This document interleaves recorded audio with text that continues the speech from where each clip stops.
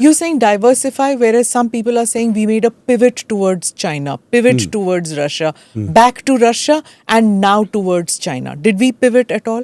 No. You see, China, you cannot pivot because whatever might be your problems, Smita, with the United States, they are not laying claim to 93,000 square kilometers of your territory in Arunachal. They are not. They are not sort of, doing the salami slicing. They are not sitting on 38,500 square kilometers of Aksai Chin. So we have problems with America, but our problems with with China are much more severe. Whether it is that, whether it is Tibet, whether it is Pakistan. Of course, you can say that Pakistan has emerged as a factor in India-US relations also. Yes. Which it has. But we are well capable of dealing with Pakistan. Whatever it does, we are quite capable of dealing. But I don't think that as a rebound against the United States, that we can go and sit with China. Our problems with China are much deep-rooted. And I'm very happy that you came to China because that was going to be my second point. So try to deal with your relations with the United States as best as you can and try to get the trade agreement also. And I think hopefully within the next few weeks, months, we should be able to get there. Because once Mr. Trump realizes, the facts of the case come to him, that India is not going to budge on that. This is the best offer that we can make. I think we'll be able to get a deal. We come to China. China, of course, normalize, stabilize relations. But, what people are talking about, RIC, summit level, that for the time being, for a long time, it's off. Because over the last 5 years since Galwan, Smita, I have not seen one instance where China is willing to accommodate you. China is not willing to accommodate And India. is China fishing in troubled waters in the sense of Bangladesh, Pakistan, this nexus and this revival of a new kind of a SARC, in Kunming, that meeting that took place. How do you see this also happening? This is also new. No, absolutely. This earlier it used to be known as the string of pearls. That, it's trying to encircle India so that, India is not able to get out of this, not able to play its due role as far as global affairs is concerned.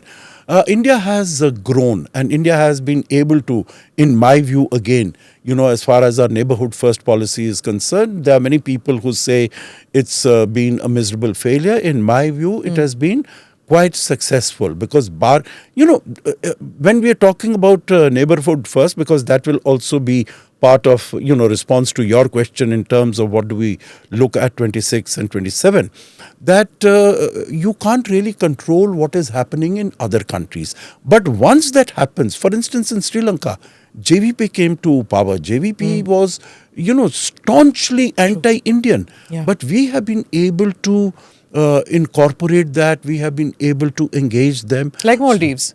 Yes, I was coming to that. AKD came here. His first country of visit was India. Mr. Modi was the first foreign leader to go there. The Prime Minister Harini also came here, first country. So we have been able to, get Sri Lanka on our side to say that the Sri Lankan territory will not be used against India's security. Similarly in Maldives. Similarly even in Afghanistan. So the point I'm making is that whatever all these countries throw at us, we, through our mature diplomacy, through our sober handling of issues. You remember in Maldives when that whole thing about Lakshadweep happened and two of the ministers made those comments and all India that. out. The government of Moizu came with India out. But beyond that, these things also happened. And there were so many calls that Indian government should come out strongly against them. Indian government did nothing of that sort. And we had a very measured approach. Similarly, people who are pointing fingers, because Pakistan is a different cup of tea.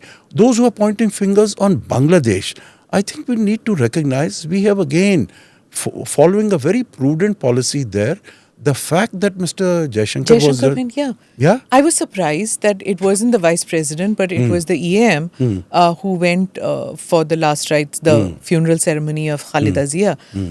And he went out there, even shook hands with the Pakistani deputy and say. But interesting to see when elections The more take important place. was Tariq Rahman. Tariq Rahman. Sending yes. out a message that you need us. And now, when you're in opposition, etc., whatever you did in 2004, that Chittagong Arms Hall, etc., Paresh Barua and all that, ठीक है, वो पीछे था, हो गया है. And Sheikh Hasina's here, in spite of that, we can have relations with the BNP. Because we have always maintained, I have been... But not with the Jamaat, right? No, not with the Jamaat. I have been visiting Bangladesh over the last 2-3 years. Every year, कोई conference होता है, मैं जाता हूँ उसमें. And the message I try to give to them, meaning of course, that we are willing to work with any government that is in power. So, don't hold it against us that we were working with Sheikh Hasina. That was the government in power. And earlier, I remember when I was in Dhaka, Bangladesh, in the early 90s, then Begum Zia was the Prime Minister. We tried to work with them. So, for us, it is the will of the people that reigns supreme. And right now also, we have been calling for free, fair and inclusive elections. Yeah. So, with the involvement of Sheikh Hasina, so let us see what elections next month bring about. But the message from Dr. Jaishankar was very clear that Bangladesh needs India. So, your policies should be tailored accordingly. And Bangladesh and Jamaat, they were together in 2001. But right now, I think BNP also faces some sort of a challenge from the Jamaat. They would certainly want to win an election with the participation of the Awami League because it gives some kind of credibility to the election. I mean, even Mohammad Yunus, if he is going to be supervising this holding of election, if it is just the BNP and some parts of the Jamaat, it won't have that kind of legitimacy unless the Awami League in some form, maybe not Sheikh Hasina herself, but in some form participates in the election. It'll be interesting. No, you're very right. You see, number one, legitimacy, credibility, but equally importantly, if I may suggest that if you want stability and if you want security, because if you have, kept 30-35% of the population which are, which is supportive of Awami League, if you have kept them out of exercising their franchise, of not voting, then there is going to be unrest.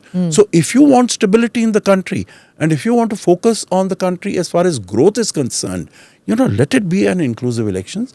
But my own reading of the situation, if you ask me, Smita, on this is that Awami League for this time is not going to be a part of these elections because I do not think that either Mr. Yunus or Tariq Rahman, they have that statesman-like bend of the mind. Mohammad Yunus wants Jamaat and NCP to come to power. Tariq Rahman wants to come, and he thinks that I should they have been out of power since 2006. Yeah. 20 years. I want to come to power, whatever it is. So if I get them, then also I'll be able to make it because that's a discredited party. But still, it is, my majority in that might be reduced. Yeah. And he wants a full control. Full control, yeah. Namaste, Jai Hind. You're watching ANI podcast with Smita Prakash. अगर हम उसको मस्जिद कहेंगे तो फिर विवाद होगा. The issue is टूटा है क्या भारत? 400 पार का मतलब ये है कि संविधान खतरे में है. क्या हम लोग ये निर्देश देते हैं कि फला को गिरफ्तार करके जेल डाल दें? वही तो कह रहे हैं सब. ये बेबुनियाद निराधार आरोप. सच्चा सुनना चाहो देखो स्मिता प्रकाश ANI. It does not lie.